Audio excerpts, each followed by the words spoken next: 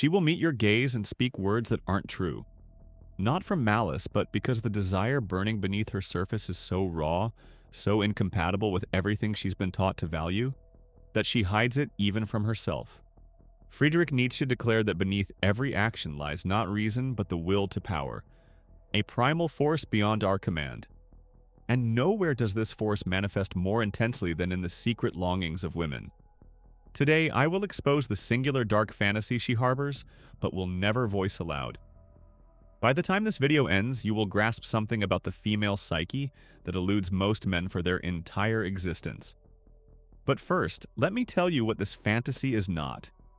It is not about tenderness. It is not about devotion. It is not about protection or stability. Those are the permitted responses. Those are the falsehoods she offers because they're acceptable.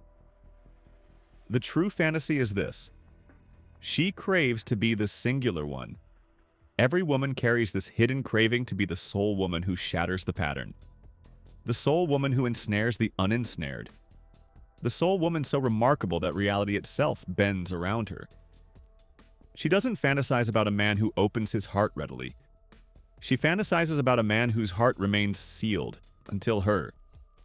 She doesn't dream of a man who pledges himself quickly. She dreams of a man who pledges himself to no one until her. This is the Singularity Fantasy, and it decodes nearly everything about female desire that bewilders men. A man who extends warmth to everyone renders her ordinary, but a man who extends warmth to no one except her, that renders her chosen. Two men encounter the same woman. The first is generous from the outset, praising, present, transparent. The second is remote.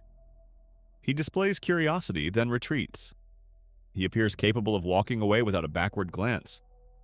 Reason dictates she should select the first man, but something within her gravitates toward the second. Why? Because the first man delivers certainty, and certainty extinguishes the fantasy. The second man delivers the prospect of becoming his singular one, and that prospect is intoxicating. When something is assured, we diminish it. When something is precarious, we become consumed. Now let's descend into the three strata of this fantasy. The first stratum is conquest. She yearns to claim a man that other women pursue but cannot possess. This is why women frequently grow more attracted to a man upon discovering other women covet him. It's not envy. It's confirmation of her target. Desire generates desire. Rarity generates fixation. But the conquest she craves extends beyond other women in the present. It encompasses every woman in his history and his future. She yearns to be the one he never releases, the one who devastated him for all others, the one against whom he measures every subsequent woman and finds them all deficient. This is why she poses questions that appear irrational. Am I more beautiful than your previous partner? Have you ever experienced this before? She's not displaying insecurity, she's gauging her conquest, and if you respond too readily, you diminish her triumph. Because a prize effortlessly claimed is a prize of minimal worth. The second stratum is metamorphosis. She fantasizes about transforming a man, not selecting a man who is already ideal for her, but claiming a man who appears impossible, inaccessible, even fractured, and being the woman who changes him.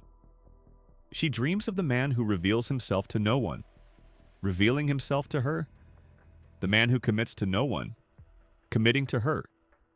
If a man is already generous to everyone, his generosity to her carries no weight. But if a man is cold to everyone except her, then she possesses evidence that she is the singular one. This is why women grow consumed by emotionally barricaded men. The inaccessibility is the purpose. The metamorphosis fantasy is at its essence a fantasy of ownership. If she is the one who transformed him, he belongs to her in a manner he can never belong to another. This is why the metamorphosis fantasy is perilous. It can imprison women in relationships with men who provide them nearly nothing, because nearly nothing resembles nearly transformation, and nearly is sufficient to sustain the fantasy. The third stratum is peril. She is drawn toward what might devastate her. Not consciously, but somewhere in the shadow of her psyche, peril conveys an erotic charge that security cannot equal. Women are instructed from girlhood to pursue security and stability, and so security becomes linked with the ordinary, the tedious. Peril becomes forbidden, and everything forbidden becomes captivating. The secure man represents survival, but the perilous man represents vitality, intensity. The sensation that existence itself has grown vivid. This is why women characterize toxic relationships as intense. The relationship generates intensity that stable devotion cannot manufacture. If she can domesticate that peril, if she can be the singular one to his destruction, she has achieved something transcendent. She has walked into flame and emerged not merely unscorched but selected. The peril is not a defect, it's the attribute. Now let me unveil the mechanism that binds these three strata together. The mechanism is psychological commitment. The singularity fantasy functions because it generates enormous commitment before any reward is received. And once a person has committed, they cannot readily depart without sensing the commitment was squandered. People grow attached not to those who provide them the most, but to those they have provided the most to. When she pursues a man who is arduous, inaccessible, or challenging, she commits emotion, time, mental resources attempting to decode him. Each commitment amplifies her attachment, not because he has merited it, but because she has expended her resources pursuing him. And the human mind cannot acknowledge that its commitments were foolish. So instead of departing, she redoubles. She commits more. She convinces herself that the difficulty validates the worth. This is the sunk cost fallacy applied to desire. But here's what most people overlook. Commitment functions at the identity level. When she commits to a man, she becomes a woman who believes in this man, a woman capable of being the singular one. And if she departs, she loses that version of herself. This is the true mechanism. It doesn't merely generate desire, it generates identity. Now, for the deepest truth, the singularity fantasy is a selection mechanism, not a flaw, not a cultural fabrication. It exists because it served a purpose for thousands of generations. A man who possesses alternatives demonstrates genetic and social worth. A man who is arduous to transform demonstrates emotional fortitude. A man who conveys peril demonstrates potency. The singularity fantasy propels women toward men who demonstrate these attributes. Not because women consciously calculate, but because the will calculates beneath consciousness. This is why rational argument fails against the singularity fantasy. You cannot discourse someone out of a mechanism that exists below the level of discourse. So what do you accomplish with this knowledge? The singularity fantasy can be fulfilled without devastation, but only by a man who comprehends it. Most men who trigger this fantasy do so unconsciously. They're inaccessible because they're damaged. They're perilous because they're chaotic. These men trigger her fantasy but cannot sustain it. But a man who comprehends the fantasy can embody its triggers deliberately. He can supply the singularity experience without the wreckage.